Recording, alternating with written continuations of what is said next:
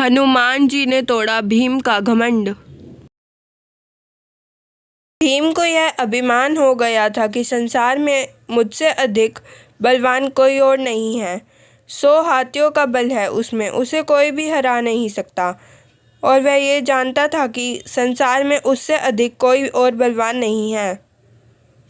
और भगवान अपने सेवक में किसी भी प्रकार का अभिमान रहने नहीं देते। इसलिए श्री कृष्ण ने भीम कल्याण के लिए एक लीला रची। द्रौपदी ने भीम से कहा, आप श्रेष्ठ गदाधारी हैं, बलवान हैं। आप गंधमादन पर्वत से दिव्य वृक्ष के दिव्य पुष्प ला कर दें।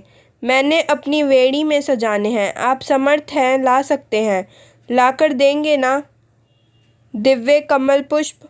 भीम द्रौपदी के आग्रह को टाल नहीं सके। गदा उठाई और गंधमादन पर्वत की ओर चल पड़े, मदमस्त हाथी की तरह। किसी तनाव से मुक्त निडर भीम कभी गदा को एक कंधे पर रखते, कभी दूसरे पर रखते, बेफिक्री से गंधमादन पर्वत की ओर जा रहे थे। सोच रहे थे, अब पहुंचा कि तब पहुंचा। दिव्य पुष्प लाकर द्रौपदी को दूंगा, वह प्रसन्न हो जाएगी। लेकिन अचानक उसके बढ़ते कदम रुक गए। देखा, एक वृद्ध लाचार और कमजोर वानर मार्ग के एक बड़े पत्थर पर बैठा है। उसने अपनी पूंछ आगे के उस पत्थर तक बिछा रखी है जिससे रास्ता रुक गया है। पूंछ हटाए बिना आगे नहीं बढ़ा जा सकता, अर्थात उस वानर से अपनी पूंछ से मार्ग रोक रखा था। और कोई भी बलवान व्यक्ति किसी को उल्लंघन मार्ग नहीं बनाता, बल्कि मार्ग की बाधा को हटाकर आगे बढ़ता है। बलवान व्यक्ति बाधा सहन नहीं कर सकता। या तो वह बाधा स्वयं हटाता है या उस बाधा को ही मिटा देता है। इसलिए भीम भी रुक गए। जब मद, अहंकार और शक्ति बढ़ जाती है तो आदमी अपने आप को आकाश को छूता हुआ समझता है। वह किसी को खातिर में नहीं लाता और अत्यधिक निर्कुंज शक्ति ही व्यक्ति के विनाश का कारण बनती है। लेकिन श्री कृष्ण तो भीम का कल्याण करना चाहते थे, भीम का विनाश नहीं, सुधार चाहते थे। भीम ने कहा, हे वानर, अपनी पूंछ को हटाओ, मैंने आगे बढ़ना है। वानर ने देख एक बलिष्ठ व्यक्ति गदा उठाए, राजसी वस्त्र पहने, मुकुट धारण किए, बड़े रोब के साथ उसे पूंछ हटाने को कह रहा है। हैरान हुआ, पहचान भी गया, लेकिन चूंकि वह इसलिए चुप हो गया, भीम के सवाल का जवाब नहीं दिया। भीम ने फिर कहा, वानर, मैंने कहा ना कि पूंछ हटाओ, मैंने आगे जाना है। तुम वृद्ध हो इसलिए कुछ नहीं कह रहा। वानर गंभीर हो गया, मन ही मन हंस दिया। कहा, तुम देख रहे हो मैं वृद्ध हूँ, कमज़ोर हूँ, उठ नहीं सकता। मुझ में इतनी ताकत नहीं कि मैं स्वयं ही अपनी पूंछ हटा लूँ। तुम ही कष्ट करो, मेरी पूंछ थोड़ी इधर सरका दो और आगे निकल जाओ। भीम के तेवर कसे, गदा कंधे से हटाई, नीचे रखी। इस वानर ने मेरे बल को ललकारा है, आखिर है तो एक पूंछ ही, वह भी वृद्ध वानर की। कहा, यह मामूली सी पूंछ हटाने भी कोई मुश्किल है? यह तुमने क्या कह दिया? मैंने बहुत बलवानों को परास्त किया है, धूल चटाई है, 100 हाथियों का बल है मुझ में। इतना कहकर भीम ने अपनी बाएं हाथ से पूंछ को यूं पकड़ा जैसे एक तिनके को पकड़ रहा है कि उठाया, हवा में उड़ा दिया। लेकिन भीम से वह पूंछ हिल भी नहीं सकी। हैरान हुआ। फिर उसने दाएं हाथ से पूंछ को हटाना चाहा, लेकिन दाएं हाथ से भी पूंछ तिल मात्र नहीं हिली। भीम ने वानर की तरफ देखा। वानर मुस्कुरा रहा था। भीम को गुस्सा आ गया। भीम ने दोनों हाथों से भरपूर जोर लगाया। एक पाँव को पत्थर पर रखकर आसरा लेकर फिर जोर लगाया, 2-3 बार, लेकिन हर बार भीम हताश हुआ। जिस पूंछ को भीम ने मामूली और कमज़ोर वानर की पूंछ समझा, उसने उसके पसीने छुड़वा दिए थे और भीम थककर निडाल होकर एक तरफ खड़ा हो गया। सोचने लगा, यह कोई मामूली वृद्ध वानर नहीं है,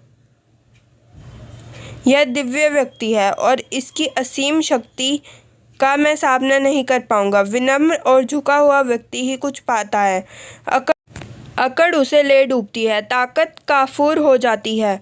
और भीम वाकई वानर के सामने कमज़ोर लगने लगा। मद और अहंकार काफूर हो गया, और जब मद और अहंकार मिटता है तभी भगवान की कृपा होती है। भीम ने कहा, मैं आपको पहचान नहीं सका। जिसकी पूंछ को मैं उठा नहीं सका वह कोई मामूली वानर नहीं हो सकता। मुझे क्षमा करें, कृपया अपना परिचय दें। वानर उठ खड़ा हुआ, आगे बढ़ा और भीम को गले लगा लिया। कहा, भीम, मैं तुम्हें पहचान गया था। तुम वायु पुत्र हो, मैं पवन पुत्र हूँ, हनुमान हूँ, श्री राम का सेवक हूँ। श्री राम का सेवक होने के सिवा मेरी कोई पहचान नहीं, और उन्हीं के आदेश पर मैं इस मार्ग पर लेटा हूँ ताकि तुम्हें तुम्हारी असलियत बता दूँ। रिश्ते से मैं तुम्हारा बड़ा भाई हूँ, और इसलिए बड़े भाई का कर्तव्य निभाते हुए प्रभु के आशीर्वाद से तुम्हें याद दिला रहा हूँ। शक्ति का, ताकत का अभिमान ना करो, क्योंकि यह ताकत और बल तुम्हारा नहीं, भगवान ने ही इसे दिया है। यह शरीर भी तो परमात्मा ने दिया है, और जो चीज़ परमात्मा की है वह किसी और की कैसे हो सकती है। इसलिए जो जिसने दिया है उसके लिए उसी का धन्यवाद करना चाहिए। परमात्मा की शक्ति के अलावा किसी का क्या शक्ति हो सकती है। भीम की आंखें खुली। त्रेता युग की श्री राम और हनुमान जी की वीर गाथाएं याद आ गई। प्रेम से, श्रद्धा से भीम की आंखें भी खुल गई, और भावों के इसी प्रवाह में भीम ने हनुमान जी को समुद्र लांघने के समय पर धारण किए गए विशाल रूप का दर्शन कराने का अनुरोध कर दिया, और हनुमान जी ने श्री राम की कृपा से अपना आकार वैसे ही बढ़ाया जैसे उन्होंने 100 योजन समुद्र लांघने के समय धारण किया था। यह देख भीम हैरान रह गया।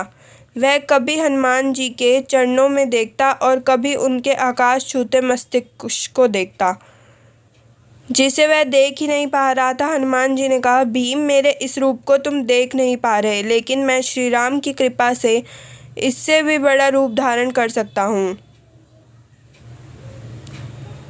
भीम ने हाथ जोड़कर सिर झटक दिया और हनुमान जी के चरणों में गिर पड़ा।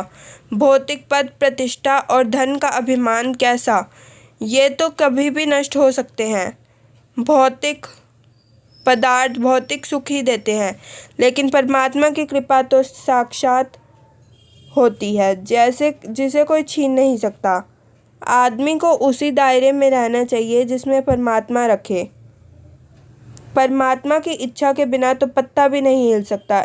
इंसान की ज़िंदगी का क्या भरोसा, किसी भी मोड़ पर 4 कदम की दूरी पर ख़त्म हो सकती है।